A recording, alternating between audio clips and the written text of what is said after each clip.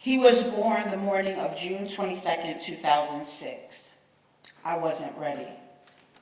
A professional woman, financially stable, and married to the love of my life. I was not ready. The moment I saw him, I cried.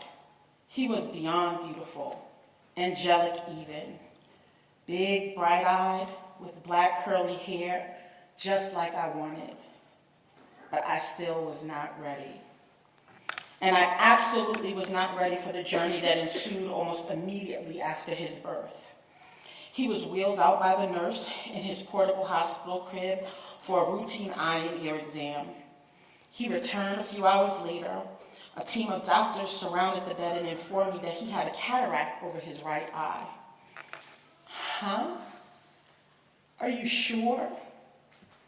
A baby born with a cataract seemed almost impossible. My heart sank. I could feel the pit in my stomach. Emotions started to rise. Questions and answers from family and doctors started flying across the room. I couldn't understand what was being said. I was in shock.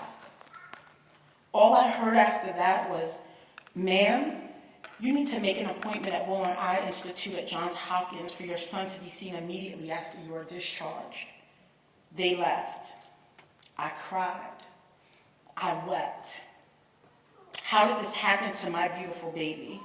Why hadn't I seen what they had discovered? I prayed. At Wilmer, my husband, parents, and I learned that he had a rare eye disease, Peter's anomaly. He had to have surgery, probably several. The first would be the removal of the cataract and a cornea transplant.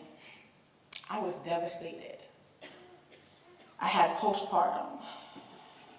Through all the doctor's visits, baby showers, and girlfriend conversations, I had no idea my introduction to motherhood was going to include this. I just was not ready. 4 months later, I got the call that they had the cornea of a little boy.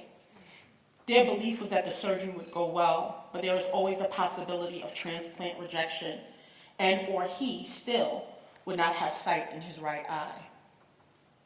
Because of his age and the type of surgery he had to be watched around the clock. We had to have support. I had to work. I was an emotional wreck. Only time would allow us to know if the surgery was a success. While we waited, I became vigilant. I noticed his walking was delayed, his depth perception was off. I contacted Maryland School for the Blind. I worked with him. They worked with him. He was assessed, and they gave suggestions and feedback. And after 2.5 years, we learned he had no sight. Our next step was to consult with an ocular reconstructionist and have an eye built so that his physical appearance would seem normal. At this point, I knew I had to conjure up the strength to go through this process hand in hand with my son.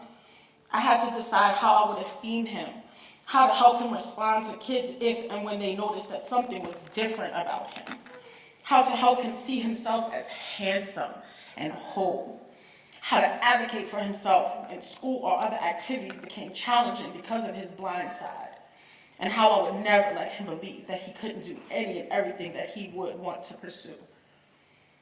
The making of his eye was amazing. It was so exact. It was perfect. I told him how handsome he was, how smart he was, how special he was, and that everyone was made with a uniqueness all their own. I told him he was different.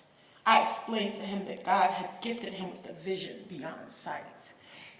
As a mother, I had to be fearless so that he would be fearless and take chances. I had to be unashamed and unapologetic so that he would own his difference and walk proudly in the face of those that may hurt him because of it. I prayed that all these lessons would pierce into his being, and he would believe these truths just as much as I believed them. Then one day in second grade, he came into the bathroom while I was putting on my makeup and told me he had a project due where he had to tell the class something interesting about himself. So I asked, "What are you going to say?" He said, "I'm going to tell them that I have a prosthesis." A million questions ran through my mind. Should he do this? What happens if he's ridiculed? Does he want me there to support him? Instead, I asked, are you comfortable telling your story? He said yes. In fact, he told me not to worry about it because he was brave. He assured me that he could handle it if the kids laughed or had something negative to say. He completed his project. He was, in every way, prepared for that day, the day that he chose to share his story within his world. He proved to me that I had been ready for motherhood all along.